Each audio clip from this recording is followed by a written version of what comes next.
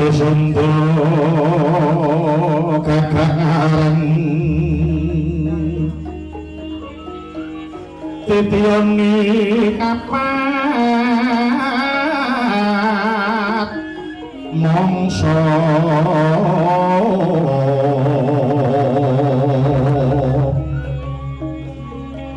wayahe wis madya ratri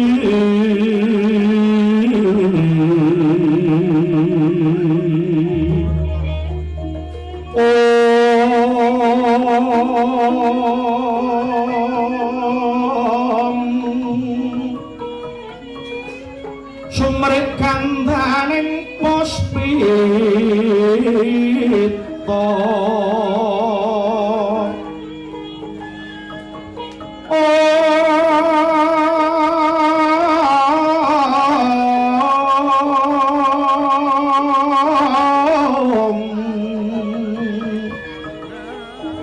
Habyo lintanging gegono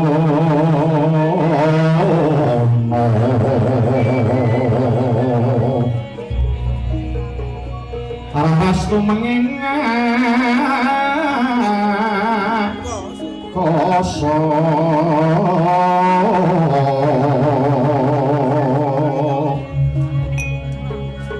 Masung suti reng pangesti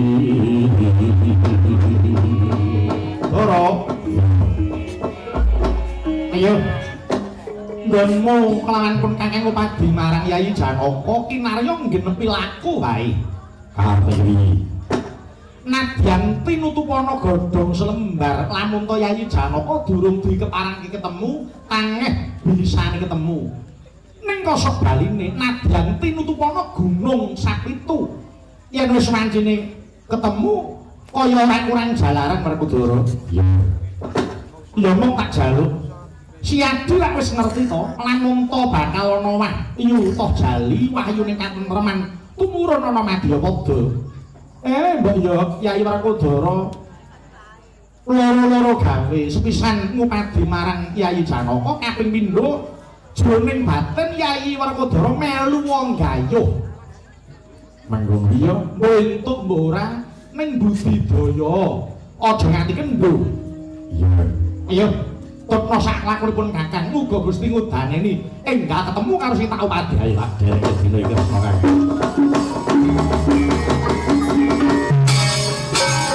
wong sira sanggup nyar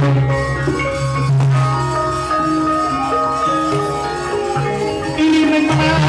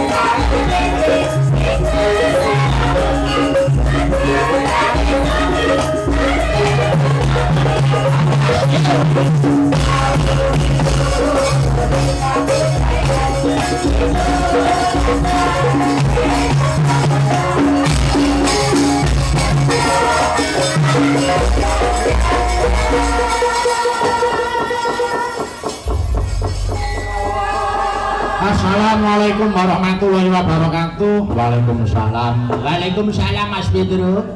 Kang bareng ana apa le? Iki aku karo kowe apa dene Kyai Bagong sing tak tresnani? Nggih. Ndereke Ndara Janaka tapak semedi malah dening ana lengkaing harga tidar. Oh ngono. Heeh. Nenggone tidar nggih. Jedhak. Ndara Janaka nggayuh Wahyu Toh Jali. Oh nggih. Ngono kuwi lho.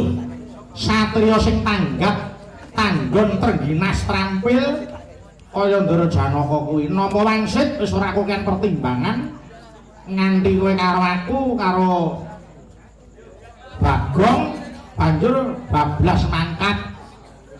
Lah bapak telat tinggal. Oh ya wis. Saiki ngono Pak ya aturan. Nggih. Tega nek diteni ndak. Manja nggih. Ora dhewe. Nyatane bapak yo mangkat dhisik kok. Ha iya. Ngempeki ya Truk, muga-muga Ndara Janaka entuk gawe, awake dhewe ya melu mulya. Nggih, mula tinimbang ganggu Ndara Janaka, yo kowe karo aku metu sik. Nang endi? Ayo dolan ning Dukuh Karang, ana Munggung, Kecamatan Karangdawa, Klaten. Ning apa? Lho, apa kowe ora kelingan aku karo kowe nampa jejiban saka warga Dukuh Karang? Ya kuwi bersih dukuh ta bersih desa. Oh iya nggih. Ya mung sak bisa-bisa kucem-kucem diraupi ya Kang Gareng.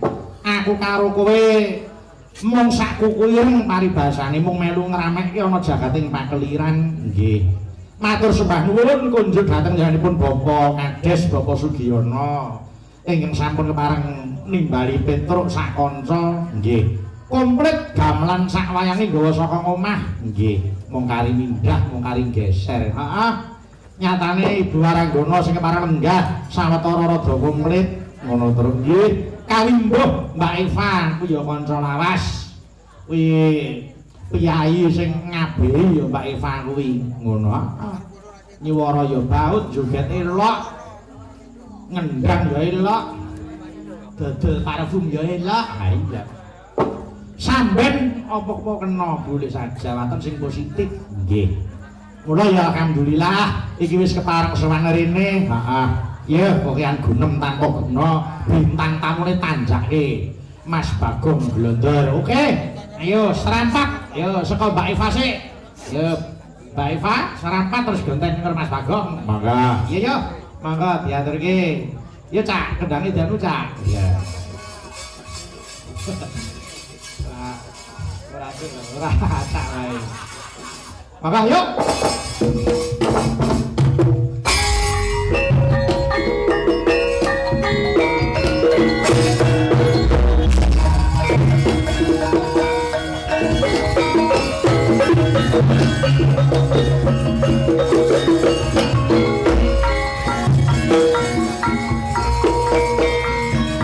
Loh, Mbak Eva.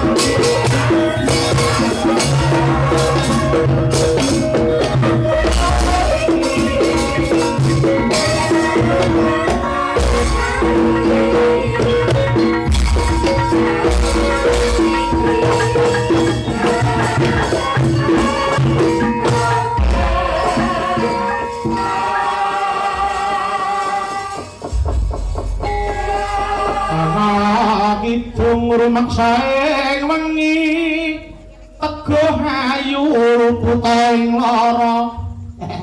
Go ingat ayu. Luputa bilahi kabeh. Jin setan tretan gurun paneluhan tanana wani. Miwah panggawe Allah gunane wong luput. Geni atemahan tirta maling adohan ana nyaket mringani guna duduk pansirna.